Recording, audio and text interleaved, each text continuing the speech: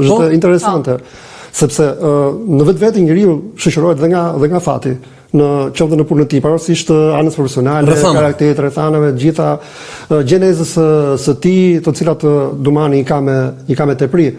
Flasim edhe për periardhin e tij e gjitha me radhë.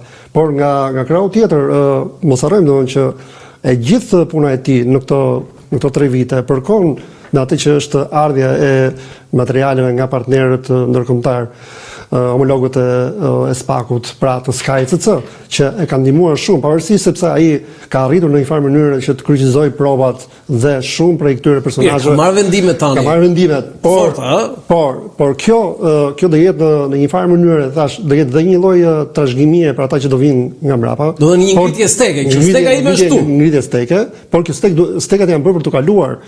Kush stekat janë bërë për të kaluar shumë bukur kjo.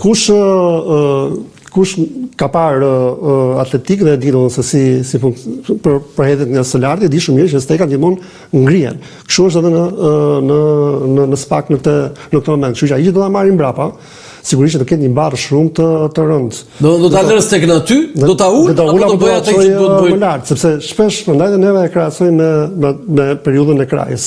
Po kraja ishte edhe janë atymuar për shkak të një të shkuara të vetën si hetues para viteve 90. Ai pikërisht për këtë duhet luftonte, ai fjeti mbi dosje. Kurse kam dakord me ty. Fjeti mbi dosje.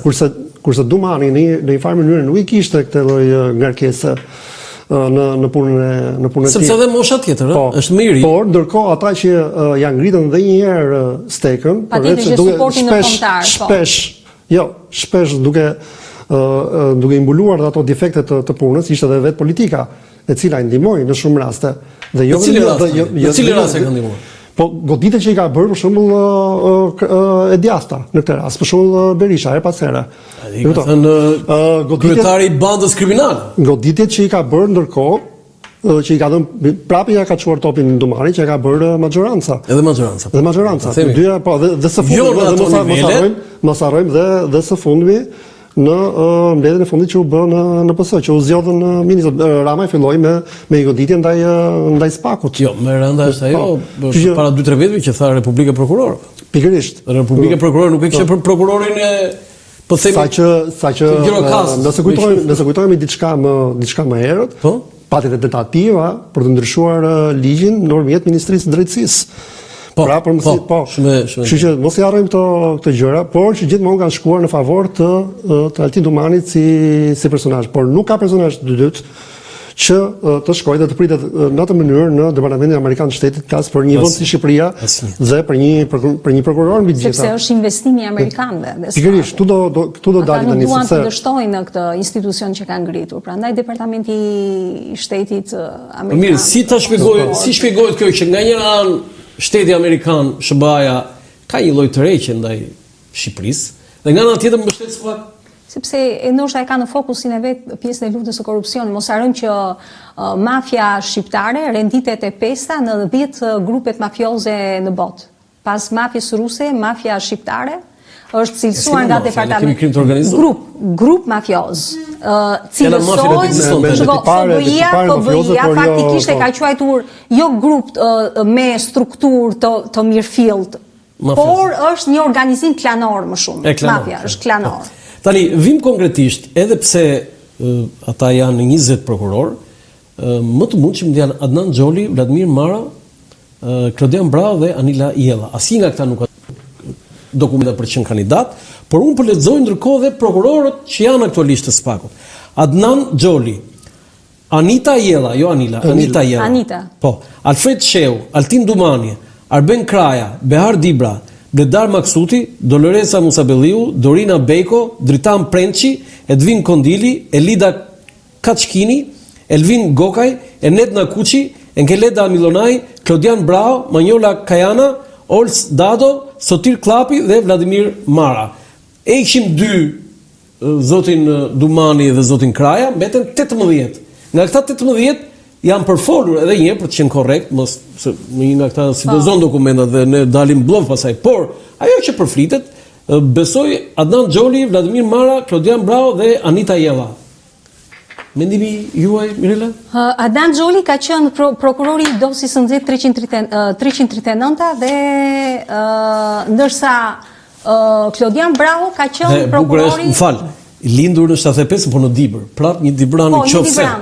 Klani Dibranëve, Klani Dibranëve, a mos e na bët me klanet tani gjithë. Tash Ministria e Drejtësisë ka kaq vite që spoilëshojnë Dibranët. Iku një Dibran, erdhi një Dibran. Do të thënë iku Ulsimanja nga Dibra. Nga Dibra ka ardhi Dibran tjetër. Erdhi tani ministri i ri i drejtësisë Lamallari, prap nga Dibra dhe Adnan Xholi nga Dibra. Po. Mund të jetë kandidat, se nuk e dim. Nuk e dim. Zyrtarisht nuk e dim. Po. Atëherë Adnan Xholi. Lamallari do të jetë i shkuar në Dibër, besoj. Jo, ka lindur. Ka lindur, e di unë se unë jo shumë mire kam intervistuar, ka lindur në Dibër, ka lindur. Adnan Xholi tash është prokurori i dosjes 339. Klodian Braho i 5D-s. Që domethënë u dënuan gjithë ata që ishin të 5D-s, që ishin punonjës të Bashkisë së Tiranës. Tash Anita Jella mua më ka lind puna me Anita Jellën, prokurorin Anita Jella, sepse ka qenë prokurore e dosjes së nxehtë të Velierës, të Banjush Dakos. Që do thotë? Ose ka qenë krye prokurore e Durrësit? Jo, para se që ishte krye prokurore, dhe unë me Anita Jellën shpeshherë në gjyq, në seanca gjyqësore me Anitën, kemi patur, domethënë debate të profesionit për vetë fakti sepse dosjen e Banjush Dakos për projektin Veliera nuk po lëvizte nga vendi.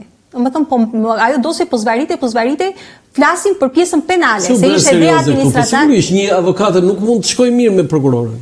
Jo, e kam fjalën që domethënë ajo pakënaqësia ime në atë ishte që po e mbante, domethënë nuk po lëvizte, domethënë ishte shumë Nuk po kryente veprime hetimore. Nuk po kryente veprime hetimore në lidhje me pjesën penale që ne akuzonin kryetarin e Bashkisë së Durrësit në ato vite, Banjush Dakon, për projektin Veliera i cili paguron miliona. Zonja Jella?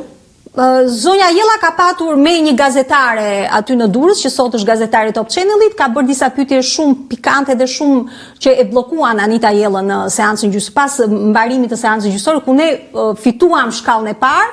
Por u rëzuam në kush ishit ju? Ne ishim shoqëria civile. Kishit profesin tuaj? Unë isha përfaqësuese, isha avokatja e kësaj çështje, për cilën ne bllokuan të paktën unë. Jo, ma nxirr kokën, domethënë cili është opinioni yt për Anita Jellën, se e dim atë Veliera, ajo akoma s'ka mbaruar. Anita mbajti çikraun e Banjushit. Po ti avokate, ti nuk do thuash që çfarë po fitoj.